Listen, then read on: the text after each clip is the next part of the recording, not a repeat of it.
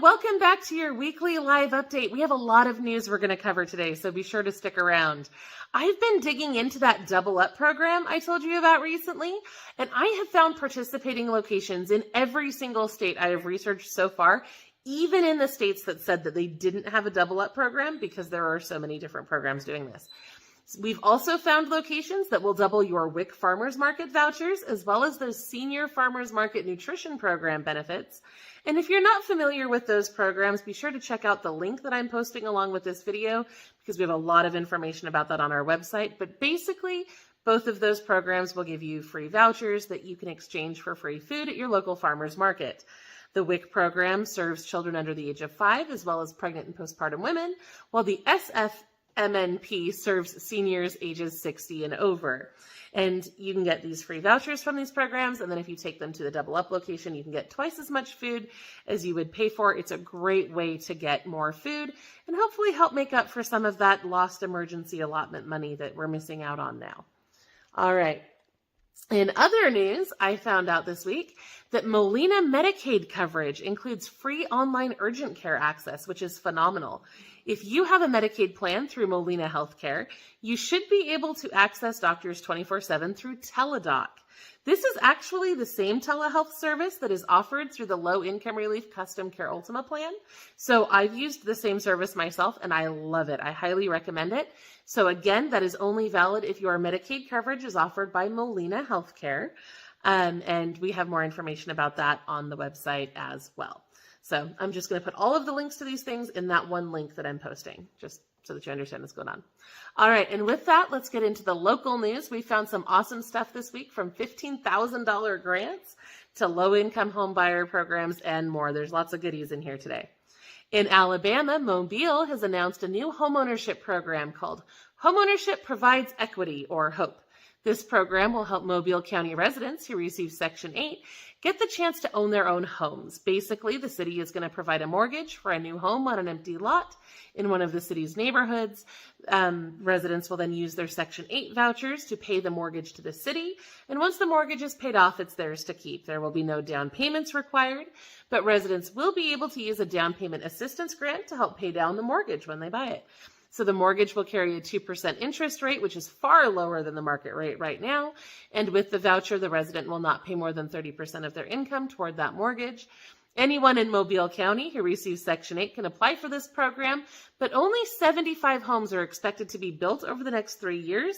So you will need to contact your housing authority case manager right away to apply. In California, the Low-Income Household Water Assistance Program has been expanded again. According to Bakersfield, the program no longer requires people to have a past due balance on their bills, and this part shocked me, honestly. The program is now offering up to $15,000 per household. It used to only be $2,000 per household, and it's not clear if this expansion is just for the Bakersfield area or if it's statewide. But you can call 211 or contact your local community action council for more information on that. Also in California, the Bay Area transit leaders are planning to introduce a toll reduction program in Alameda County. This would reduce the tolls charged to low-income drivers on Interstate 880. The tolls would be discounted for about a year and a half, and the discount would depend on how many people are in your vehicle.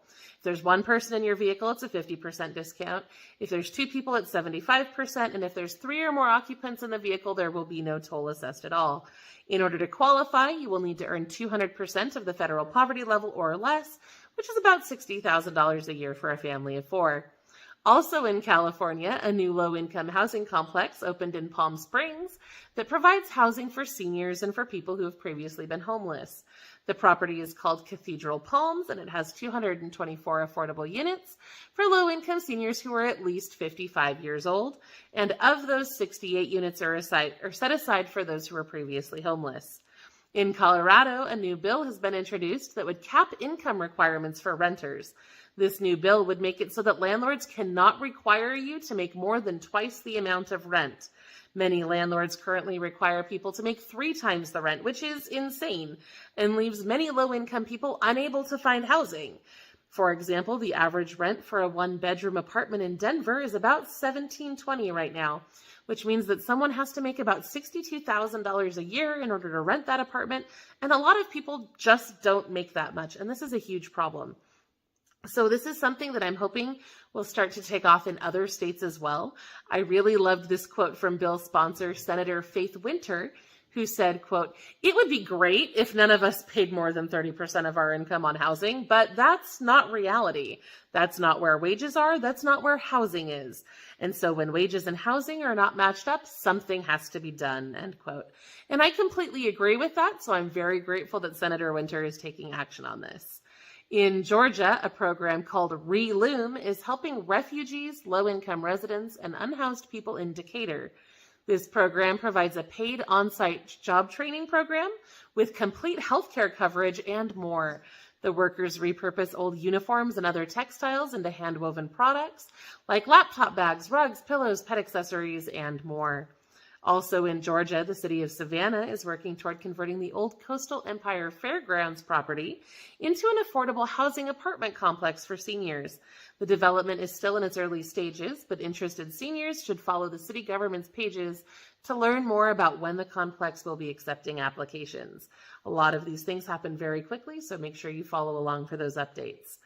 In Idaho, Boise's Nurse Family Partnership Program helps match new moms with nurses who can support them during their pregnancies and the first 2 years of their child's life.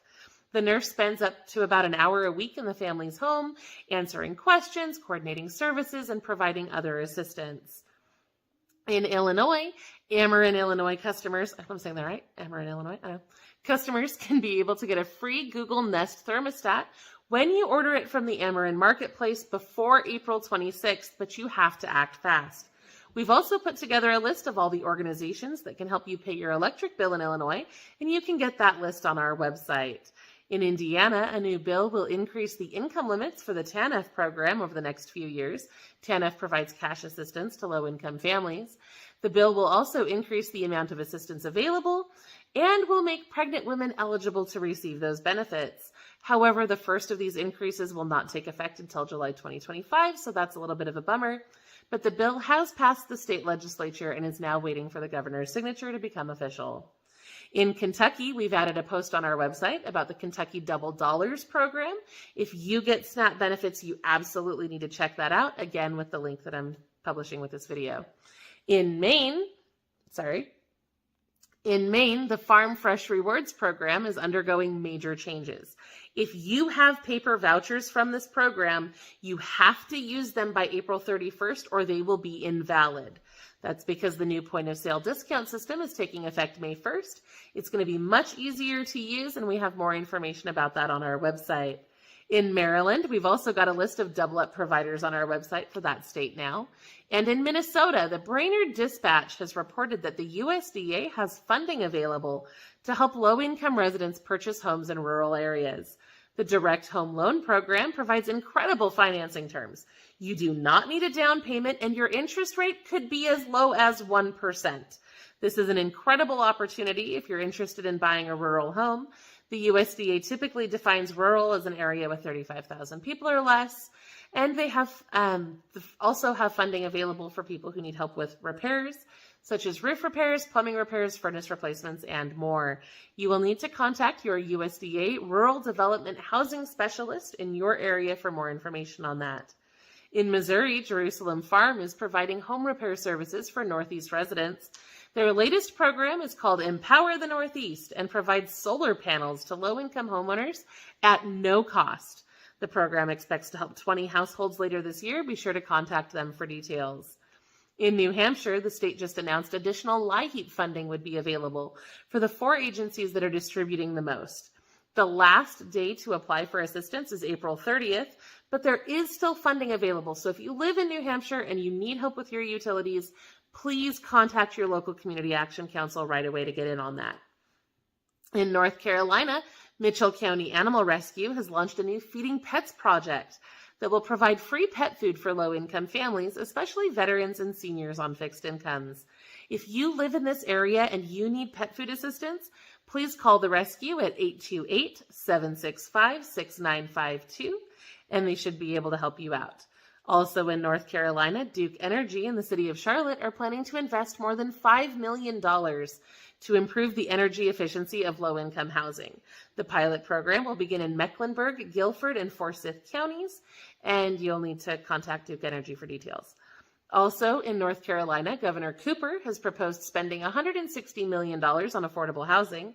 This would include setting aside $25 million to create affordable senior rental units and other senior services like emergency home repairs and disability modification grant programs for homeowners. In Oregon, we've compiled a list of all the agencies that can help you pay your electric bill. This goes way beyond just LIHEAP, by the way.